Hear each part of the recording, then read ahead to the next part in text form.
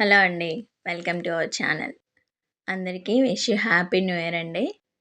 నేను వచ్చేసి ఆ రోజు వీడియో అప్లోడ్ చేయలేదు. మేము మామూలుగా న్యూ ఇయర్ సెలబ్రేషన్ అయితే చేసుకోమండి. ఇదిగోండి 2025 అని రాయబోయి మిస్ చేసి 2005 అని అయితే రాశాను. అయితే కొంతసేపు అయితే ఆలోచించి మళ్ళీ రబ్ చేసి 25 అయితే రాశాను. ఆ రోజు వచ్చేసి అయితే నేను ఒకటైతే అనుకున్నాను, ఏమైనా 25 కానీ 24 కానీ గడిచిపోయిన రోజులైతే చాలా బాగున్నాయి ఇప్పటికంటే. అందరికీ అలానే ఉంటుంది కదా చాలామందికైతే. తర్వాత వచ్చేసి చూడండి, నేను మా వాకిట్లో కలర్స్ అయితే వేయలేదు, అందువల్ల ఎప్పుడు అలవాటు కదా, అందుకని మా హాల్లో అయితే ఈ విధంగా అయితే మీకు ఈ వీడియోలో ముగ్గైతే ఇలా సింపుల్గా వేసి షేర్ చేయాలనుకున్నాను. చూడండి, అయితే టైల్స్ మీద అయితే వాకిట్లో వచ్చినంత క్లారిటీగా అయితే ముగ్గు అయితే రాలేదు. ఏదో సింపుల్గా అయితే ఇలా వేశాను. మామూలుగా నేను ప్రతి పండగకి అయితే ఇలా డిజైన్లు వెతికి మరీ ఈ విధంగా అయితే వేస్తాను. మామూలుగా న్యూ ఇయర్ అంటే మేము చిన్నపిల్లలప్పుడైతే చాలా ఇష్టంగా గ్రీటింగ్స్ అవైతే తీసుకొని మరి అందరు ఫ్రెండ్స్కి అయితే పంచుతాము. ఏమైనా జాలీయే చాలా వేరు కదండి, చాలా బాగుంటుంది. చిన్నపిల్లలు అప్పుడైతే మేమైతే పేరెంట్స్ ఇంట్లో డబ్బులు ఇచ్చినప్పుడు ఒక నెల ముందే అయితే గ్రీటింగ్స్ అయితే కొనుక్కునేవాళ్ళం. ఏమైనా ఆ రోజులు ఇప్పుడు రమ్మన్నా రావు కదండి. ఇప్పుడు వచ్చేసి చూడండి, వాకిట్లో వచ్చినంత క్లారిటీగా అయితే ముగ్గు అయితే రాలేదు. తర్వాత వచ్చేసి ఇదిగోండి, ఇది వచ్చేసి క్యారెట్ గులాబ్ జామ్ చేద్దామని నేను న్యూ ఇయర్ రోజు అయితే చేసుకోలేదు. ఇది లాస్ట్ వీక్, అంతకుముందు సండే అయితే మా పిల్లలు స్నాక్స్ అడిగారని ఇలా అయితే చేశాను. అది మీకు ఈ వీడియోలో షేర్ చేశాను. ఇప్పుడు వచ్చేసి క్యారెట్ గులాబ్ జామ్ కావాల్సింది గులాబ్ జామ్ మిక్స్. బాగా ఇలా వాటర్ అయినా వేసుకోవచ్చు, లేకపోతే పాలైనా యూజ్ చేసుకోవచ్చు. పాలతో చేసుకుంటే ఇంకా సాఫ్ట్గా ఉంటుంది. ఇవి కూడా బాగానే ఉంటాయి. ఆ రోజు పాలు అయితే మా ఇంట్లో సరిపోలేదు, అందువల్ల నేను వాటర్ అయితే వేసాను. ఇదిగోండి, తర్వాత గులాబ్ జామ్ మిక్స్ బాగా కలిపి పక్కన ఉంచుకోవాలి. ఈ లోపల మనం 2 స్పూన్స్ నెయ్యి అయితే వేసి క్యారెట్ బాగా తురిమి ఇలా అయితే వేసుకోవాలి.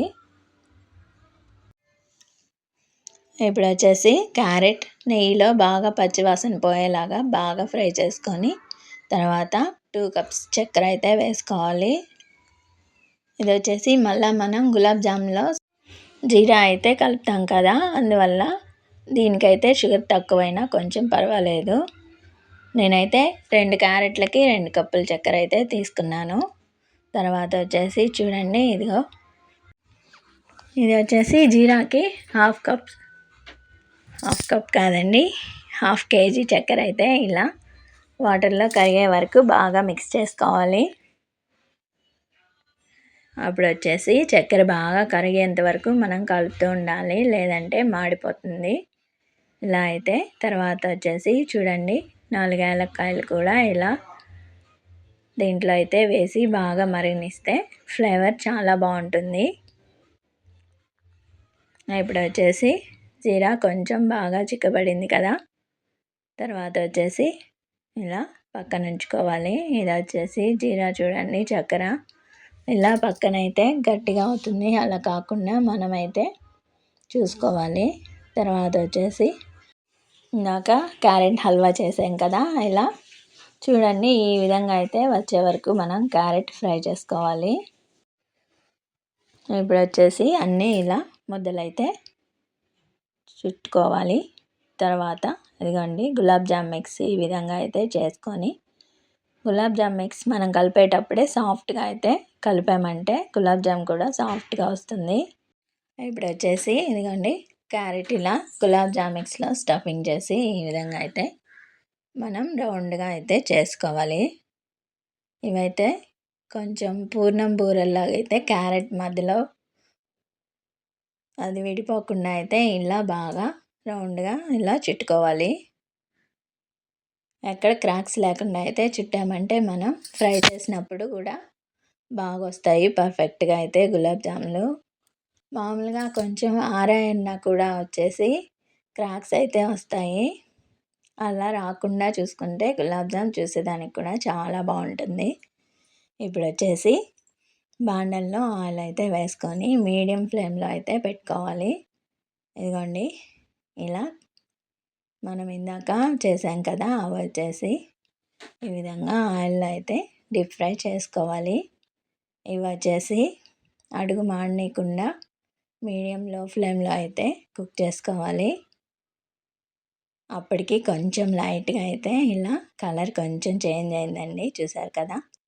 ఇలా గులాబ్ జామ్ పర్ఫెక్ట్గా చేయాలన్నా కొంచెం కష్టపడాలండి, కొంచెం టిప్స్ అయితే పాటించాలి మనం.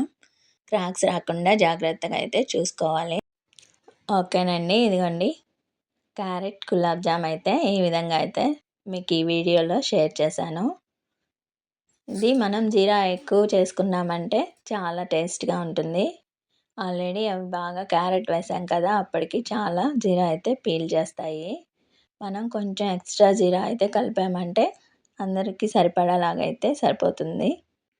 తర్వాత మేము న్యూ ఇయర్ రోజు పూజ అయితే ఇలా చేసుకుని గుడికైతే ఈరోజు వెళ్దామని ముందుగా అయితే ప్రిపేర్ అయ్యాము. ఇదిగోండి వెంకటేశ్వర స్వామి చూడండి, వాళ్ళ అమ్మ వాళ్ళ చిన్న పిల్లాడిలాగా, అంత కలియుగ దైవం కూడా వాళ్ళ అమ్మ దగ్గర ఎంత ముద్దుగా ఉన్నాడో కదా. చాలా అంటే చాలా బాగుందండి ఈ ఫోటో అయితే. తర్వాత వచ్చేసి దర్శనం అంతా అయ్యాక ఇలా గుడి వెనక కోనేరు అయితే ఉందండి. ఇక్కడ చాలా బాగుంటుంది, ప్రశాంతంగా ఉంటుంది. ఇక్కడైతే మేము ఈ విధంగా వీడియోలో మీకు ఈ విధంగా అయితే షేర్ చేశాను.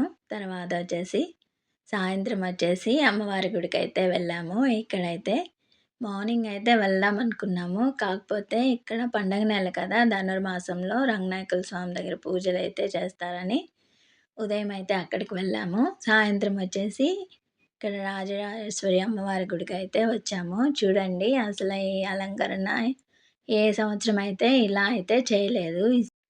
చేసినా కూడా ఈ విధంగా అయితే వినాయకుడి స్వామి బొమ్మలను అయితే ఇలా పెట్టలేదు. ఈసారి చూడండి అమ్మవారిని చూడడానికి కూడా 2 కళ్ళు సరిపోవు అన్నట్టుగా అయితే చాలా బాగుంది కదా. అసలు అమ్మవారి గురించి మనం ఎంత చెప్పినా తక్కువే అవుతుంది.